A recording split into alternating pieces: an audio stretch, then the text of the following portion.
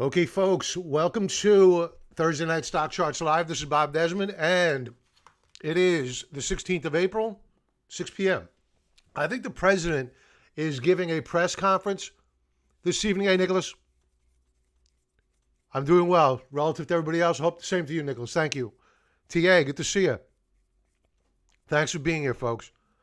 I think the president's doing a press conference, and the markets are flying in the after-hours session. Maramigo 1, welcome. Eric. Nice to see S&P 500 has turned into a speculative biotech stock. Yeah. You mean in terms of price action, right, Eric? I hear what you're saying. So here is a couple of the major names. Microsoft surging in the after-hours session. Hey, Richard. Microsoft is the largest component of the triple Qs. Then you have Apple, which is also surging, coming off the highs a bit here, but very strong in the after-hours session. Speaking of the Qs, they're coming off a little bit, but still very, very strong at the highs of the day. Now, Amazon is an interesting, I think, a short that's setting up here. And these are 15-minute charts. And what I'm looking for here on Amazon is a lower high. And I'm not saying that this is it. For all I know, we're going to go higher to new daily highs in 10 minutes from now. But we need to see a lower high and a break to lower lows, because Amazon is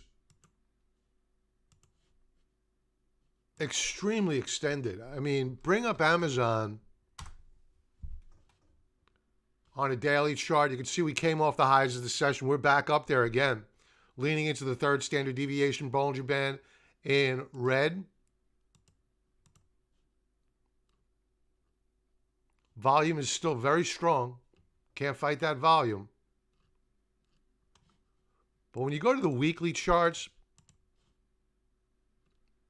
look at this. We're right up above the third standard deviation Bollinger Band. Right now, we could change this to 4 standard. We're kissing the 4 standard deviation Bollinger Band on Amazon. It's crazy. But it can go higher. Going back to the daily chart really quick, we only have RSI 76. And we know that it can go a lot higher from this level. So perhaps we'll trade sideways and resume the uptrend. Or might this news, and if anybody hears any news out of the press conference, may I ask you to type it in there, anything newsworthy? I know the president gave the thumbs up to have the governors open up the states as they see fit. I don't think that was ever really his call. They can do whatever they want. I know that New York, right now, the extension of the lockdown is to the 15th. Probably California's probably going to be the same. So, and I read on CNN's not that I watch CNN, believe me. I just pull up an article that they had, and this is just fact, not their opinion. CNN had published that one of the requirements for stage 1 opening is that you have 14 days of declining new case count, and that's a lot to ask right now. So even a May 15th opening date, I think is a little bit, here in New York anyway, is a little bit pie in the sky, and that's probably going to get extended. But the good news is that the gyms can open back up. I need to get back to the gym. I don't know about you. I'm back to a proper diet. But I was eating Ben & Jerry's, Cherry Garcia, like a pint a night. is so good. So I need to get back into the gym and exercise. Hey, Denny. Yeah, I was looking at FAZ as well. Yeah, it's given up all of its gains. I think that the banks are an interesting short play because you had Neil Cash Carey. You know, I'm going to finish off Amazon. I'll go over to this article that quotes Neil Cash Carey. It's on Zero Hedge. I'll share the link. But he's suggesting strongly to the banks that given the fact that they're going to need much larger loan loss reserves, not this quarter, but next quarter, because of all the delinquencies and probable bankruptcies, that they should sell stock now, free up some liquidity. So that's going to be dilutive to their shares. So an interesting short setting up. And the Federal Reserve may be the one that, I don't think Neil is a voting member, but he's a governor of the Federal Reserve. He helped to inspire me on that trade. All right, so Amazon extended, and I'll show you where on RSI these companies are at. These are the QQQ names, top QQQ names. Amazon, RSI yearly basis 94.45. Think about that. Leaning into, in red, third standard deviation Bollinger Band. Microsoft, yearly RSI 92.08. These stocks are not technically cheap.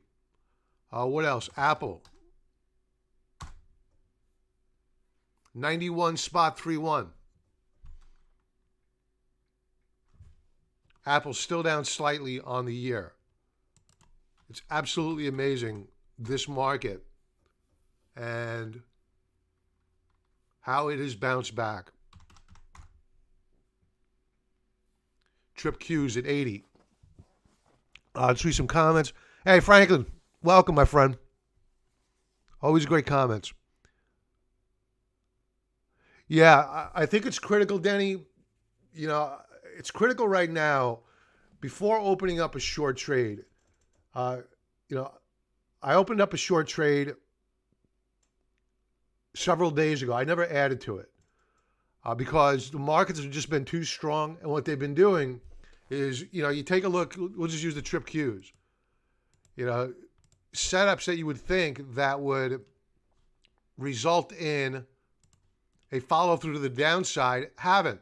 I mean, you had a bearish Q reversal here on the 7th. What do? Inside day the following day, off to the races. How do you fight this?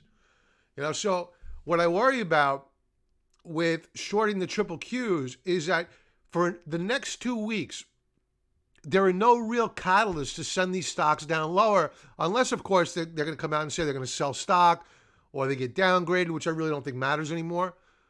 So until they get their earnings that are put out there and under scrutiny, we hear their earnings call, you know, I don't know how you add to a short trade right now. I mean, the Federal Reserve last Thursday came out and they negated the jobs data.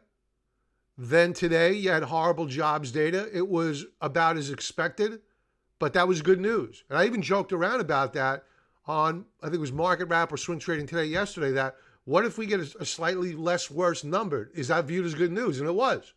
So, you know, it's really difficult to short this market. So me, all I care about is opening up strong and looking for a bearish reversal bar, similar to this. This should have worked. It didn't. So it's just telling me the market's way too strong. It doesn't want to go down. And I'm not sure what the catalysts are going to be between now and earnings. And several of these names report on the 29th. That's a lot of time for them to continue moving higher. Microsoft, Apple, they report on the 29th. And they are the top holdings of the Trip Qs. I can't add more here at current unless something else happens.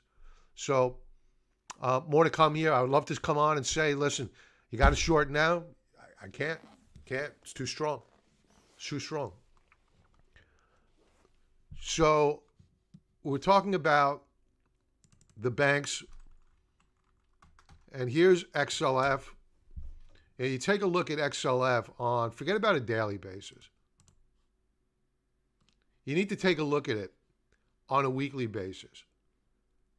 It's an inside week. Maybe tomorrow, these gains that we're seeing in the after hours session, maybe they'll hold. But I'll tell you, if we close where we closed out today, by the end of business tomorrow, I mean, you got to do this. And you got to say, okay, I dare you to cross this line, because there's a good chance that we have put in a lower high here. So very, very bearish price action this week. You would have think, given the prospects for next quarter and meaning loan loss reserves, delinquencies, bankruptcies, and what we've seen so far this quarter, you would have thought that it would have been much further down this week, but we're not. Even today, in terms of price action,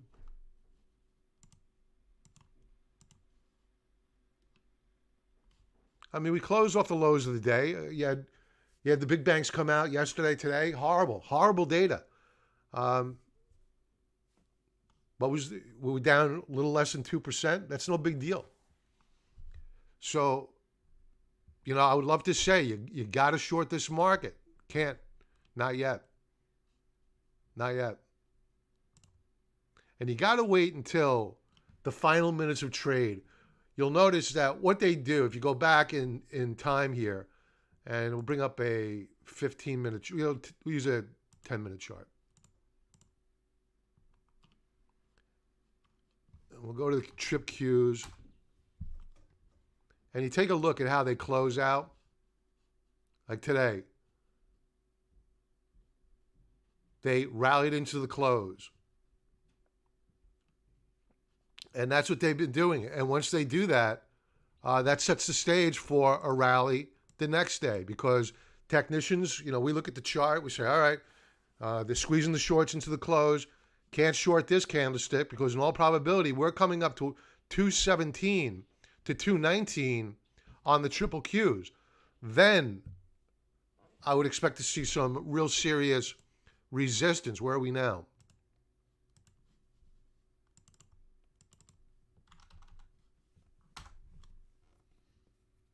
We made it up as high as 218.50, so just shy of that number, and we're coming off now in the after-hours session. So you have to wonder if bad news wasn't good enough to send this market down, maybe it needs good news to send it down. Maybe the good news about the economy reopening is going to be what pricks this mini bubble in this rally off the March lows. I don't know. I can't explain it. I really cannot explain it. It defies gravity.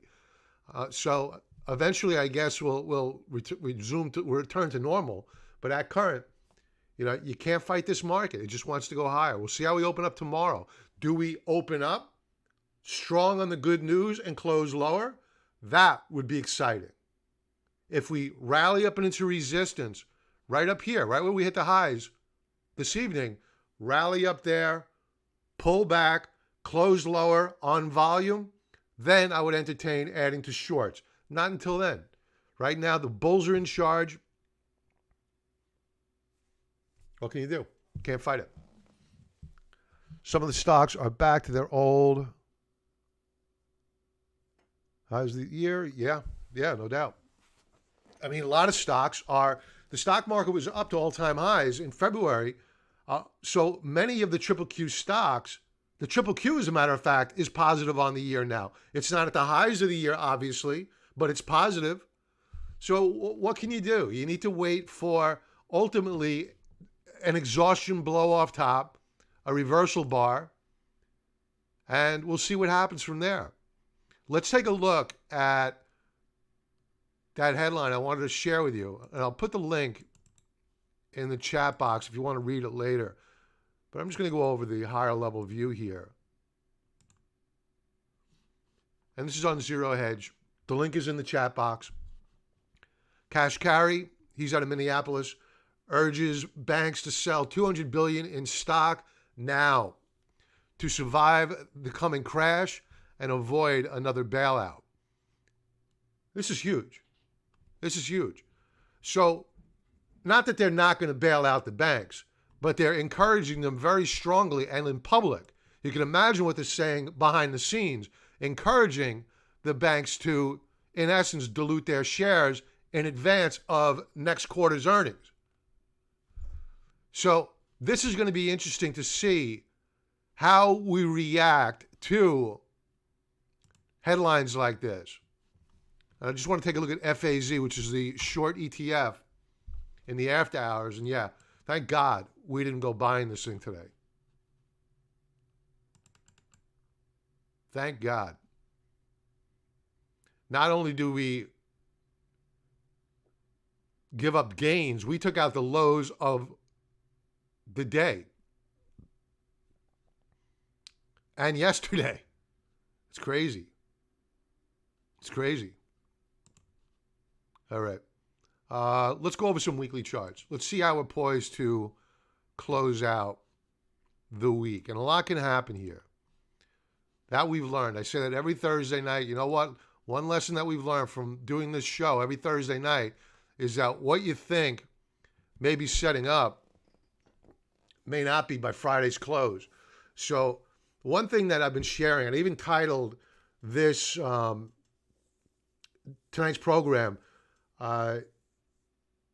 Deflation or Inflation. Which is it?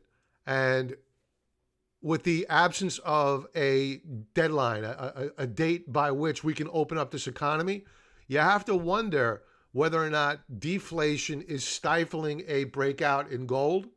It's up, no doubt about it, but it's stalled. So is silver. We sold for profit our silver position yesterday. We took the gold miners off the table. Perhaps I'm going to come to regret that now that there's a looming, like a moving deadline for which the governors are going to be able to open up business, and we may see inflation a bit earlier. But in the short term, at current, we're seeing deflation. If you take a look at the chips on a weekly basis, we have not taken out the highs of the year. And so far this week, we have a bearish key reversal bar. That's not good. And chips, which are Treasury inflation protected securities, they rally in anticipation of inflation. At current, we're very close to the highs of the year, right? So you don't want to discount them and say, you shouldn't own tips. All I'm signaling is that right now, in the short term, the market's sending you a signal that, you know what, chill out with the inflation talk for a while. And while the Federal Reserve is providing us all the excuses in the world to say a year from now, 2 years from now, we're going to have plenty of inflation on our hands in the very short term with demand being crushed. Perhaps we're going to have a bout of deflation that's going to last a little bit longer than what I had expected. And that's just a theory right now. I could be proven wrong. The futures just gapped up. Well, they've been gapping up. Let me see if there's anything new here.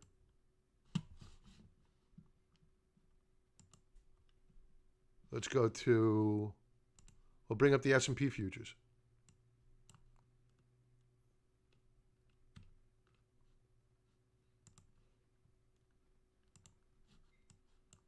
Yeah, they gapped up.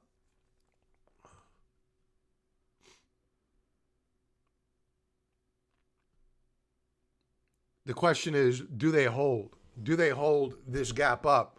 And that's going to be interesting.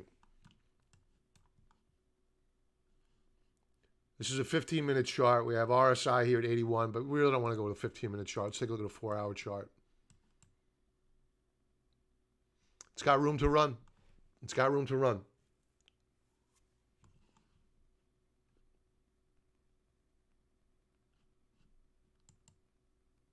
It's a serious breakout.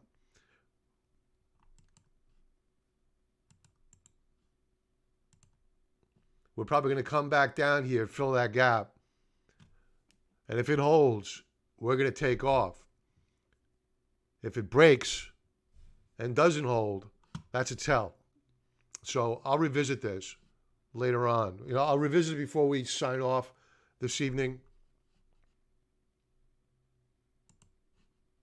All right. So the tips. Bearish reversal bars so far this week. The US dollar. This is a monthly chart. Why do I have a monthly chart up here?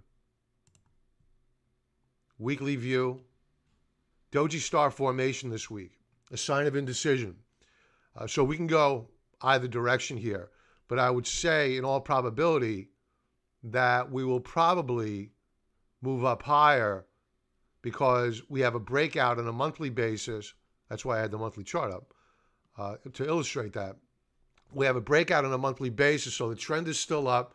So the probability is that the dollar will continue higher. That won't be great for gold and silver.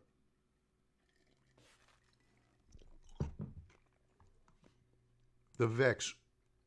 I'm sure that's getting crushed right now. The VIX is down on the week. We closed out the day back above 40. So the VIX is still very elevated. I mean, if you take a look at a chart of how long it took the VIX to drop, going back to the financial crisis. Where is that chart? Here we go. Here's the financial crisis.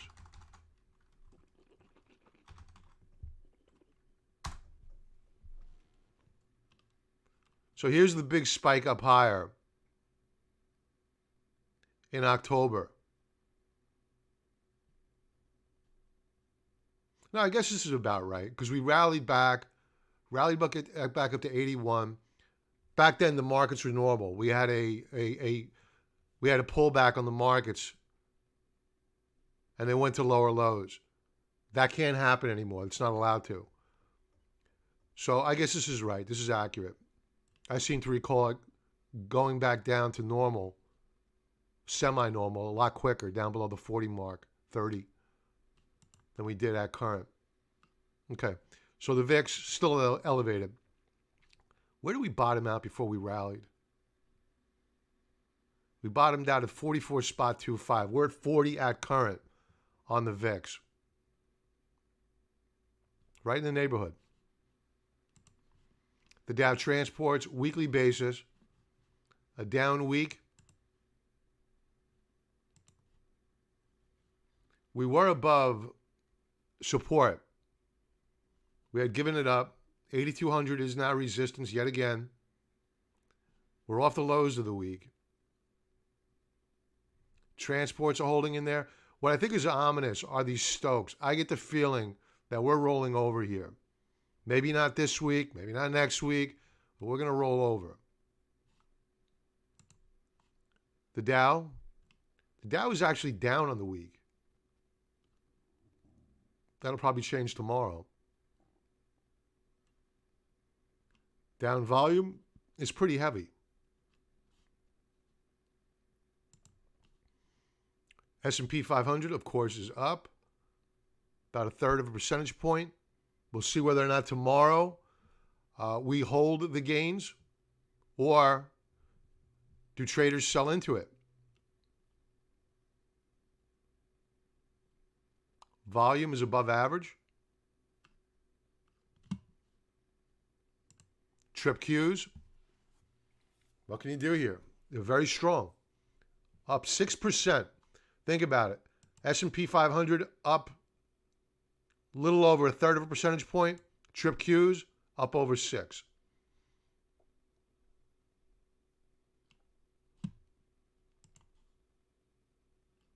XLK technology, very strong. I thought for sure we would have rolled over by now, and we haven't. This 87.50 resistance level, it's going to be interesting to see whether or not we close above that mark on the week. We're currently above it. The semis up over 5%. How's volume? Volume's set to come in about average. How's volume on tech? Men's and men's. It may come in about average. So volume is dropping off here a little bit. The banks we spoke about, again, I think we're going to roll over on these stocks. I think the banks, they're a problem. Biotechs, very strong this week. I just got a text. Futures up over 700.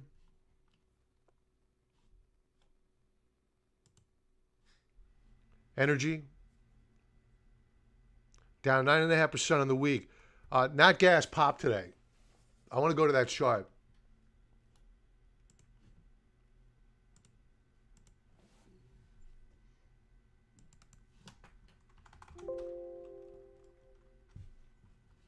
Let's bring up UGAZ.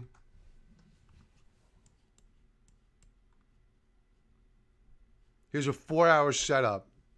Tight wedge formation. We broke out of it. Very strong day. Very positive. Weekly view.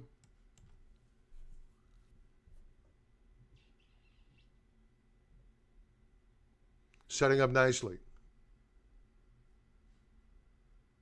So nat gas is looking good. Let's check out the XLE in the after hours session.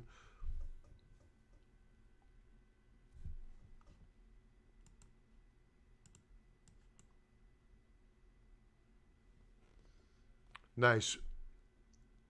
So we may have a nice setup here on energy.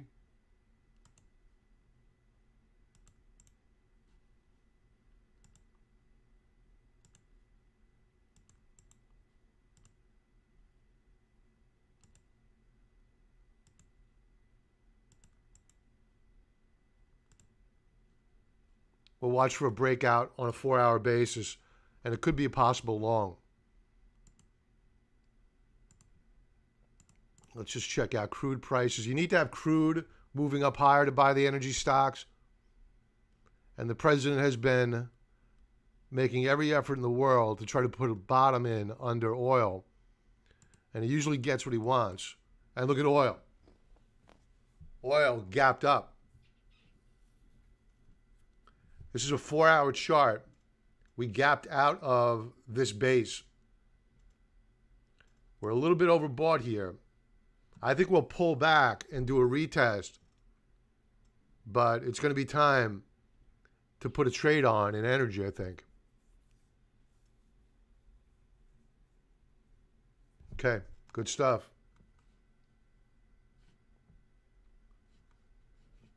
Let's take a look at some comments. The ramp up is not for Trump. Gilead reported coronavirus drug trial is going well. And BA plans to resume Seattle. Oh, Boeing in 2 weeks? Okay. So you're saying, Richard, that's the news, that's the reason why the markets are popping up higher? Gotcha. Roderick, thank you. Minoj, quite possibly, yeah. We'll see how the day closes out tomorrow. Okay.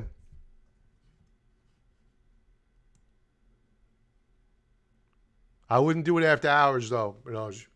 Let's see if they sell into this tomorrow morning. You're going to get horrible prices after hours.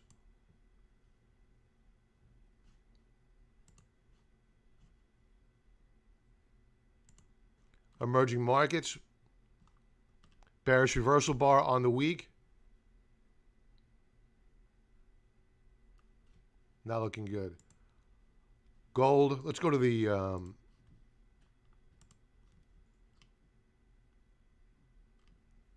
after hours session here for gold.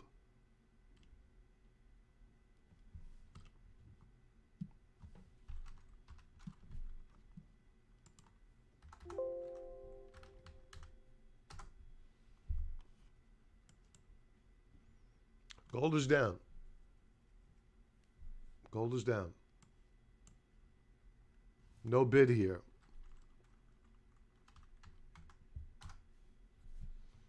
The miners down as well.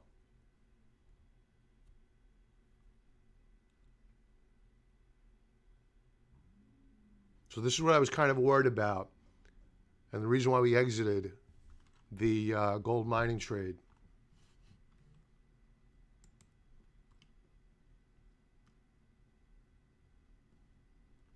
bring up silver.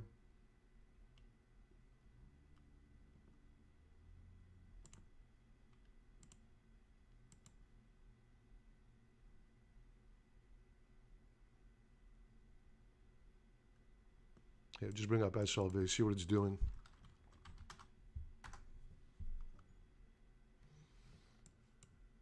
Yeah, it's not looking good for silver at current. This is a 5-minute chart.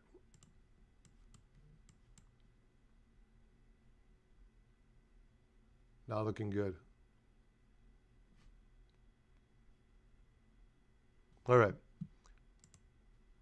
So we'll see what tomorrow brings. Thoughts on Netflix? I'm thinking about taking profits and putting it into NVIDIA and AMD. You know, I can give you my thoughts as of the close today. Do we hold these gains?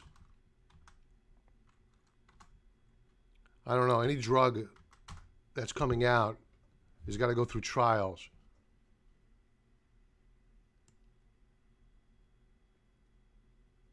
And I'll be honest with you. You know, if you're looking to book profits here, I don't think anybody could argue with you. You have a heck of a nice rally. You saw topping action today. It's a sign of resistance. And honestly, if you think about the play, right, the reason why Netflix has been rallying so strongly is because of people staying home. So if that's the reason why, and now there's a light at the end of the tunnel, then that could be construed as a catalyst to want to sell Netflix. Now, I'm not saying it's going to drop tomorrow, but that's the reason why it's rallying as it is. And you're seeing signs of profit taking already.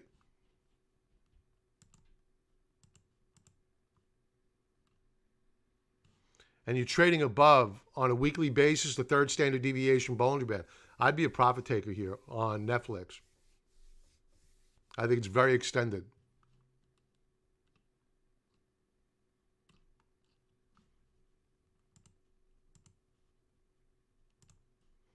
And if you're getting the bid in the after hours, you just got a gift.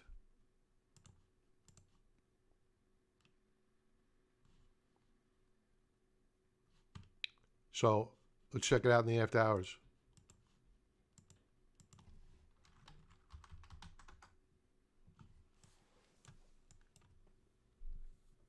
Closed at 439. Yeah, it's already coming in. I'd be a profit taker here. Look at this RSI, 4-hour chart.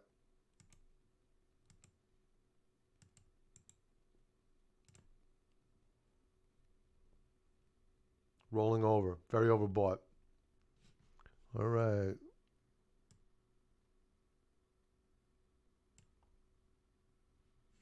Okay, so what else do we have? All right, so I'm reading a comments here about this drug. The lack of control arm in the study could make interpreting the results more challenging in scientific terms. All the data are anecdotal until full trial readouts. And again, that could take a long time. I was looking for some CDC data. You guys are getting really wonky. I'll read that later. All right, let's see how the futures are holding up here. Are we giving it back? Are we holding? We're holding.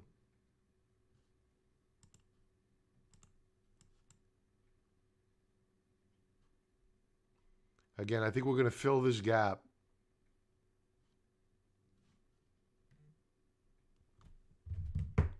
Let's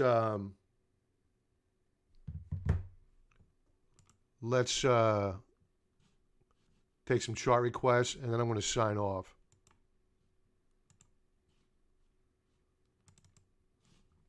All right, do we have any out there? I'm going to go over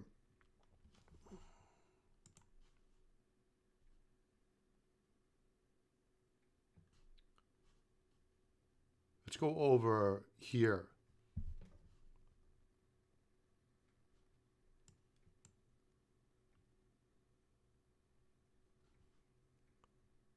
All right. So HEAR is a earbud company. They do well when there's a new release of PlayStation, Xbox, and one of them is giving out a new coming out with a new platform. I'm not sure which one it is in the next couple of months, and they tend to rally very strong. And you can see that here is definitely catching a bid. This is a weekly chart. It broke out above our resistance level.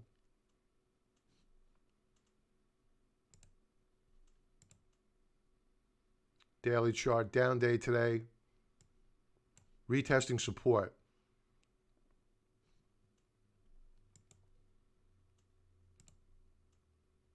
Four-hour chart, tight consolidation here. So this is one we're going to be looking to put on in the next couple of days, especially if we get a breakout. AXU, okay, and BA.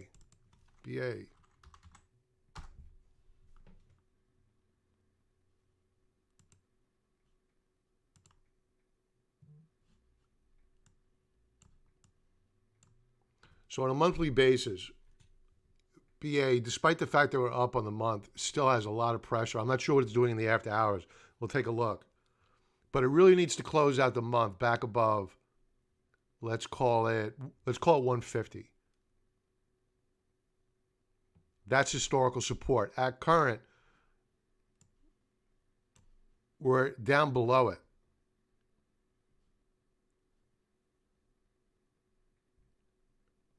As a matter of fact, I think that we could say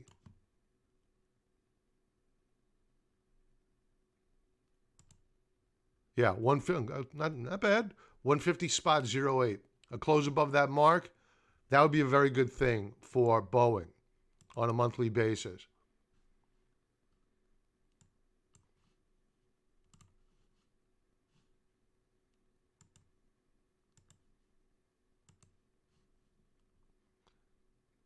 Now, we're in a tight consolidation here on a weekly basis. Triangle formation. We still have Stokes. Lower highs. So no compelling reason here to go buying the shares. Even if they're gapping up in the after hours session, you really need to see how they close out the day tomorrow.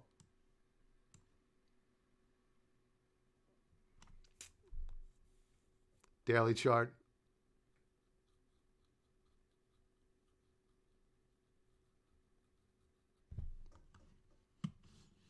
Not a good day.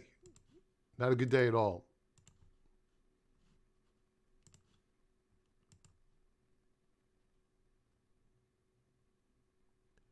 Using yesterday's closing price action, we closed right at support today. Let's take a look at it in the after hours session. Up as high as 146 and change. It's got to do better than that by the end of the month. But it's going to be good for a daily breakout anyway.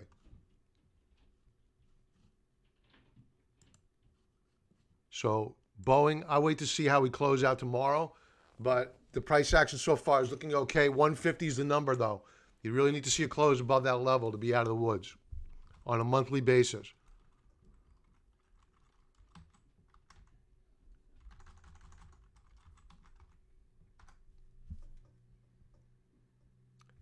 All right. This is a daily chart. Let's go high level first.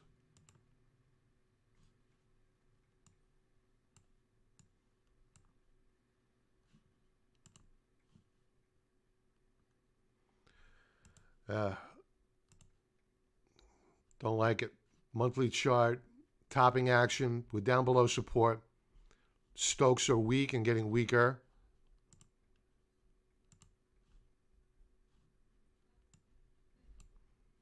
Weekly basis, bearish key reversal bar. We're holding the support level.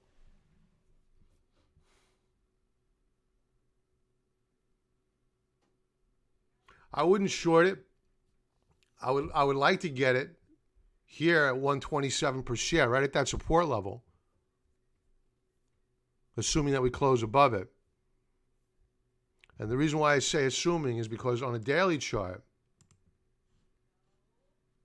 we broke down today.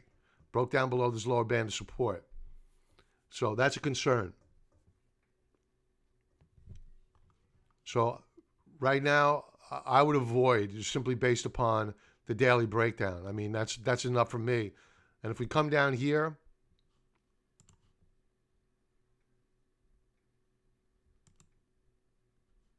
$126, $127 per share, that would be an interesting entry point with a stop loss right below. We'll leave off with Zoom.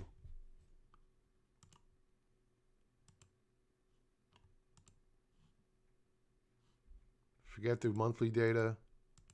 I'm surprised it's down on the month still. Weekly data. We're off the highs of the week. I'll be interested to see how we're trading in the after-hours session. Like with Netflix, yeah, it's moving lower because the catalyst that propelled it higher is under threat. I think that this is if we're basing a rally up at this level, up 700 points in the Dow, based upon a drug that hasn't even gone into trials yet, we knew that this would be out there eventually, but come on, I mean, really? I think it's a little bit overdone, to be honest with you. So that's what's hurting Zoom at current.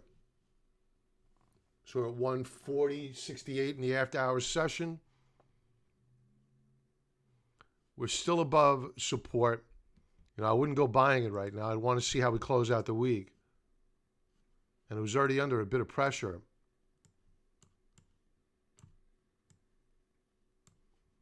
We did break out today. Actually, we broke out yesterday, did a retest today. It's too bad. It doesn't mean it can't close back above the support level tomorrow. I think what we're seeing right now, honestly, with what I'm hearing as being the catalyst for this rally, it's inspiring. It's great to hear. But, I mean, really? I think it's overdone. So, going back to where's support? 126 and 150. Where are we now? We broke support.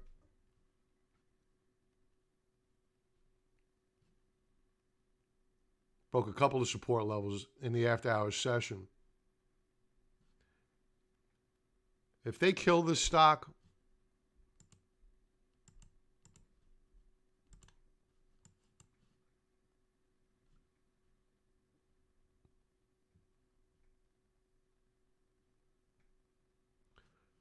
and bring it down to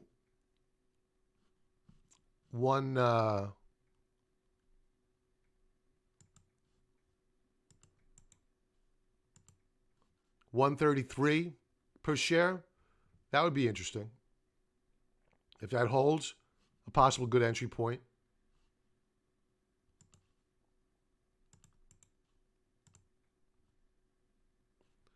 But if that breaks, we're coming down here. And that's right to that historical support level at 126 per share.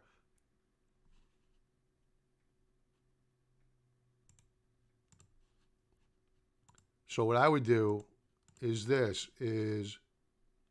create an alert.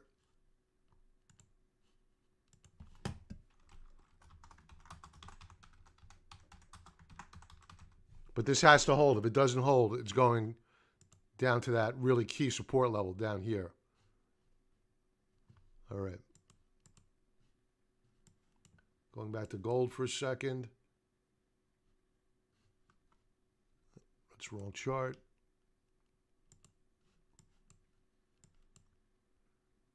Came back a little bit, but still weak.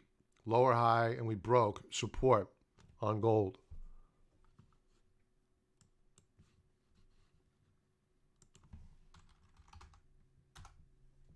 What's the symbol for Yamana? You're welcome.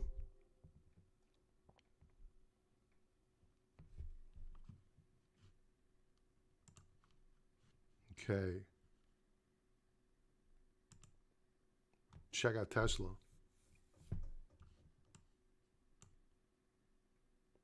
Tesla up again today. Nothing keeps the stock down. All right, I guess he doesn't have the symbol. Let's look it up.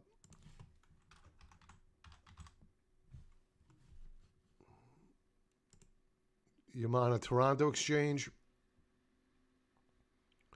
I'm concerned about the gold miners. Short term. Again, I mentioned this earlier, that I'm worried about a bout of deflation, which could cause the miners a brief amount of weakness.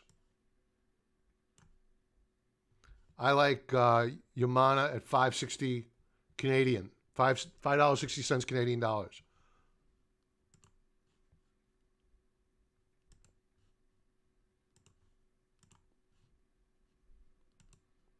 Let's go to a weekly chart.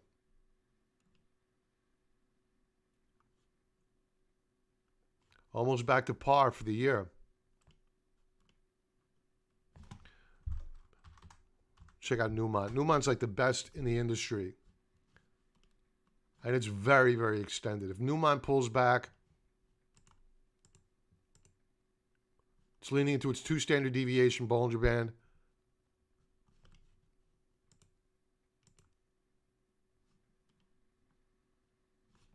Good day today. What a strong stock. Newmont, beautiful. I prefer Newmont over Yamana. And with that, folks, I'm going to say, please hit that like button if you haven't already done so. Please, it helps me out with the YouTube algorithm. Subscribe to the channel. Leave a comment below. Share with a friend. And everybody have a profitable trading day tomorrow. I'll talk to you soon. Be well.